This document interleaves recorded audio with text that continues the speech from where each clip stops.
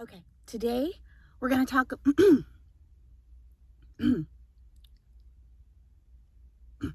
Hi, it's Jania, and welcome to Jania's Voice, where I give tips and advice for voiceover, singing, and narration. If you like my videos, please subscribe, hit the notification bell, and hit like for this video if you like it, so that you can always refer back to it later. It's easier that way. Today we're going to talk about a few different types of voice work that you can do besides just narration. The world of voiceover is huge and it's everywhere, and one might think, oh, well, maybe it's just audiobooks, or maybe it's just commercials. It's not. It's so many different avenues that you can take with your voice. We're going to talk about a few of those today. Please, I want to tell you, today is more of an editing day and an audition day for me. So I am in my pajamas. I really just threw on something real quick because I wanted to do this video, simply because when I was doing some auditions, I was like, there's just so much, and I want to share that with you guys. But I am in my pajamas, and I'm going to be editing today. It's not really too much of a heavy voiceover day for me, but I want to be comfortable, and right now it's December, it's cold. So first thing we're going to talk about is animation. When I started voiceover, I was 14, and in my 14-year-old mind, I believed that voiceover was cartoons, and that's it. So, woo, where we go, all that stuff, that was like, yeah, that's it. I can do this. That's easy. Wrong. It is not just that. But what I did know is that animation, for me, was the most fun, because you can really go over the top with certain forms of animation, because not all animation is zany and crazy. But it so happened that my first cartoon that I booked was a Christmas cartoon, and it was called the Hollywood Hounds. I was supposed to be over the top. And the funny thing about that is I went on an audition for something smaller, like a smaller cartoon. And the casting director said, you're really going big in there. You're really acting. Like I was, I had already been acting. By the time I was 14, I had already been singing and acting. So that was okay. But the voice acting I was nervous. I was in a booth this was back in the day. So everybody has booths. I don't want to say everybody has booths now, but a home booth is not as uncommon as it was back then. So normally when you had a booth like this, it was in an office, like a casting office or a studio, like a recording studio, and they would send you to booths like this. But at that time, I didn't have a vocal booth in my home. So I was very nervous. This was my first voiceover audition, and I booked my first voiceover audition. It was for a smaller cartoon. The casting director said, you know what, there's something that might be a little bit better for you, but thank you for coming in. And that was it, and I left. I don't know how long later, this was forever ago, my mom comes to me and she goes, oh, well, you booked a cartoon. And I was like, oh my gosh. I'm so excited. Okay, let's hear it. Show Daddy what we can do.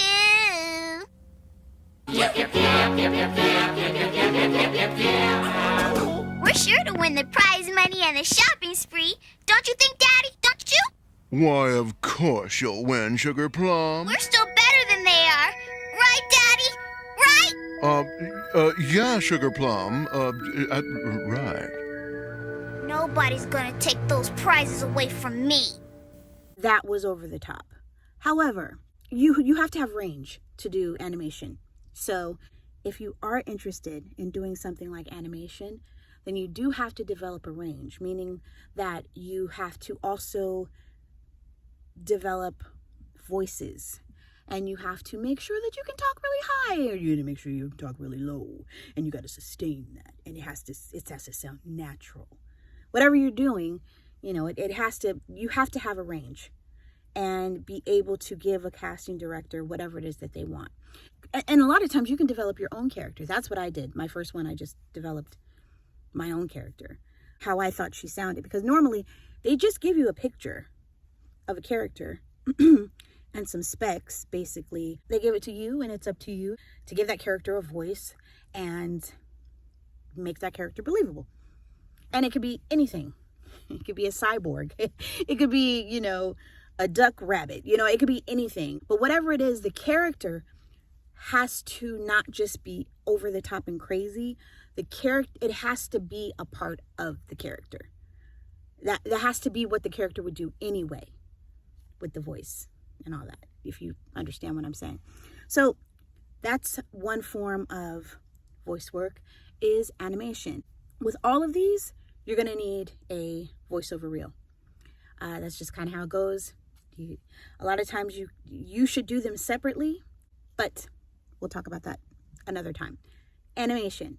Animation is one form of voice work that you can get into if you're interested in that. ADR or dubbing. So, ADR has been around forever. Dubbing has been around forever. Anytime you see movies, any movie, there's always dubbing involved. After they film a movie, there might be some words that wasn't picked up during the filming for whatever reason. So they bring the actors back in, or if the actor is not available, they'll bring an actor in that can really do the voice of that character or that actor. And they will run the same lines again. And that's pretty much dubbing. But for Netflix and they've done this forever, but I do see that now with Netflix and Prime and all these other streaming services, they bring in actors they have a lot of foreign films, and they'll bring in English voice actors to dub the whole film, which I enjoy, because I told you before, when I'm recording, I don't like to read movies. So ADR or dubbing is another form of voice work if you're interested in getting into something like that. Radio and promos. This is a big one. Radio and promos typically is big with male voice actors. I have heard women do it. Women do everything. So come on now. But oftentimes it's really male dominated radio spots or promo spots. But just because it's male dominated doesn't mean that it's not open to females. There's lots of females that do radio and promo, and maybe not the majors don't always use female voices, but there are some independent radio stations or online stations that will use female voices. That's not just ooh FM 92. You know what I mean? It's not always just that. Sometimes it's more meaningful. But radio and promo is one of the oldest forms of voiceover around. But I wouldn't say it's easy to get it, but it is out there. And if you are interested in being an announcer for something on the radio, or, tune into FM 92, The Beat, 92.3, The Beat. Now, see, if anybody lives in Los Angeles, back in the day, you remember 92.3, The Beat. That was also mainly men who did that. But that doesn't matter. Again, everything has changed or is changing. And if you're interested in looking that up, I believe you should look up everything that I'm telling you on this list. But if you're interested, look that up. You will also need a demo for that. Video games. Video games. So yeah, if you have a kid and your kid is in there and they're playing video games and you hear, he got me, duck, here it comes, all that stuff, that's somebody in the booth doing all of those voices. Video games are so exciting. They can be taxing on the voice because you have to do bleh. What? You have to do that like 1,000 times. Like, I'm not kidding. You have to do it over and over and over and over and over again because they need a bunch of different sounds. So, ooh, can't be like, ooh. I'm just telling you, this is voiceover. And video games is very exciting. You know, there's a lot that goes into them. They are scripted. So you do have lines and you do have to run those lines, but they make you run the same line 25 times and you have to do them differently. So different intention, a different intensity. It's fun, but it can be taxing on the voice. So if you are interested in doing video games, make sure you get your voice at a tip-top shape. While you're actually doing the demo for the video games, keep your voice hydrated, okay? Take care of your voice when you do video games because it can thrash your voice. But it's very exciting. I grew up loving video games. I still love video games. And the idea of being a video game voice, that's always been something I've wanted to do.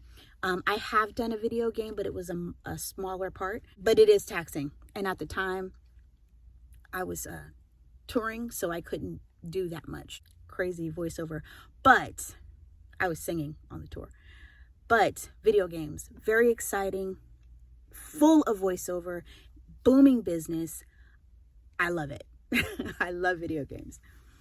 Audiobook narrator, we talk about that. We've been talking about that. We're going to continue to talk about that.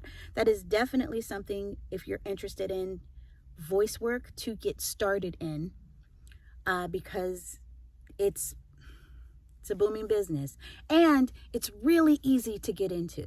Easier now than ever before. I'm serious. If you really want to be an audiobook narrator, you can do it.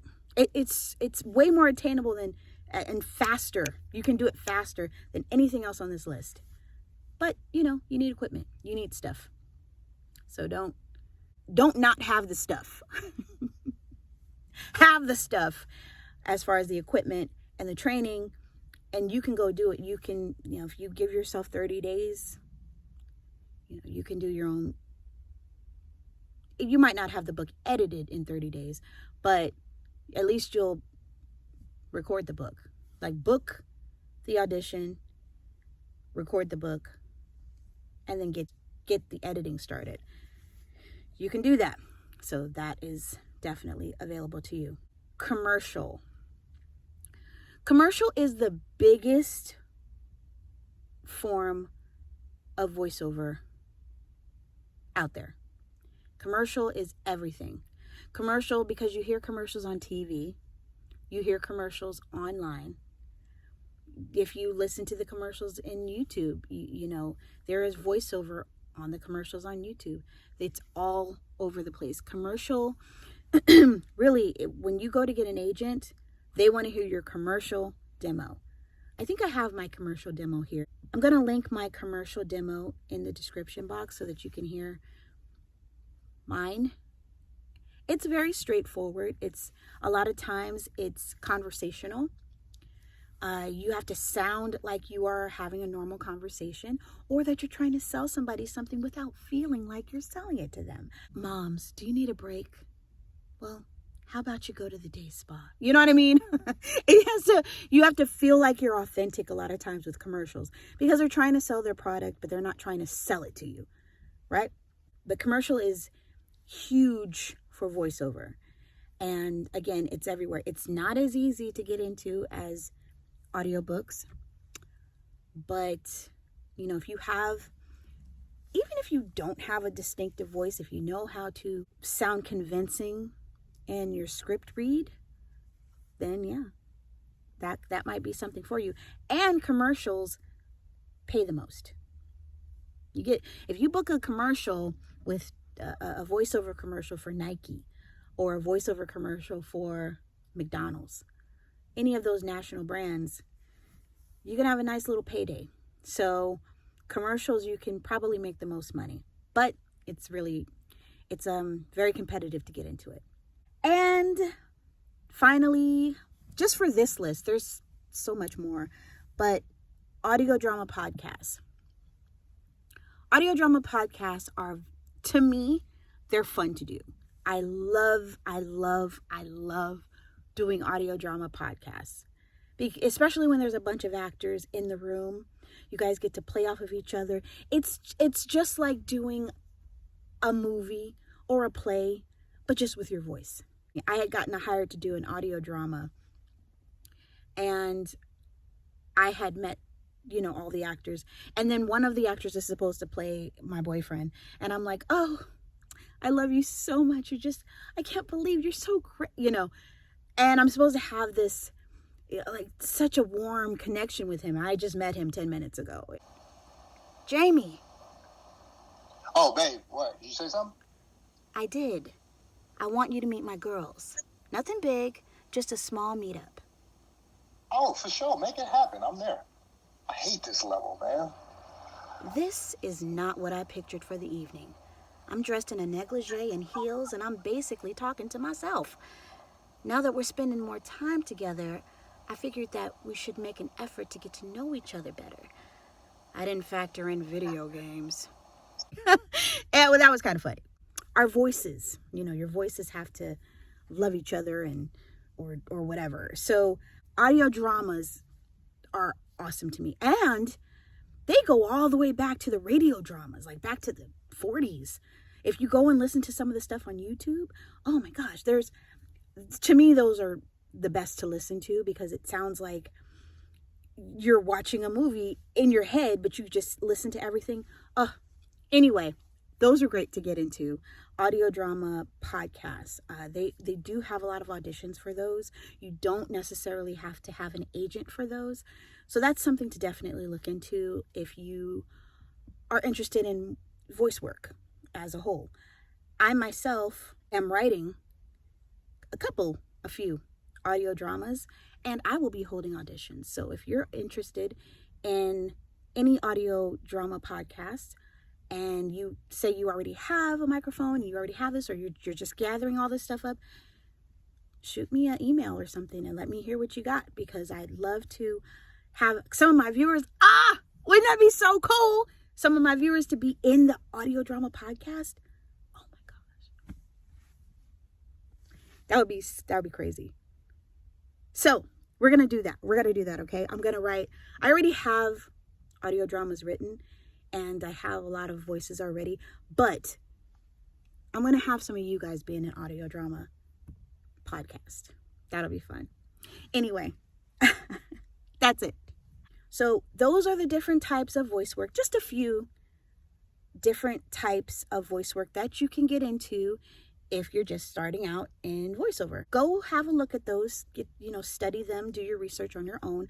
I'll also break down each one that I talked about today in separate videos if you guys want me to. That's it.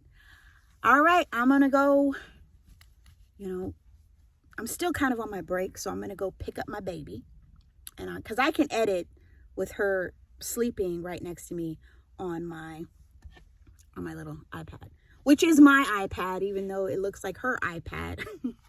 Wow!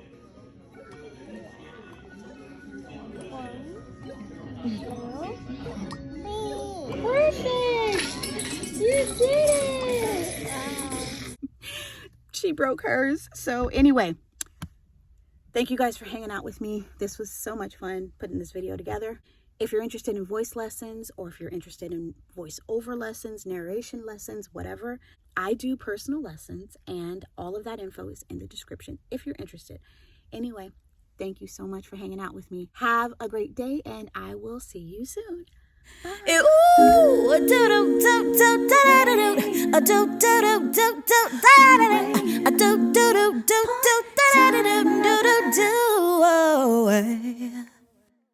Those things where you can see voiceover. Let me see if I can do not disturb. A lot going on. Okay, that's better. My phone was blowing up. We don't want that.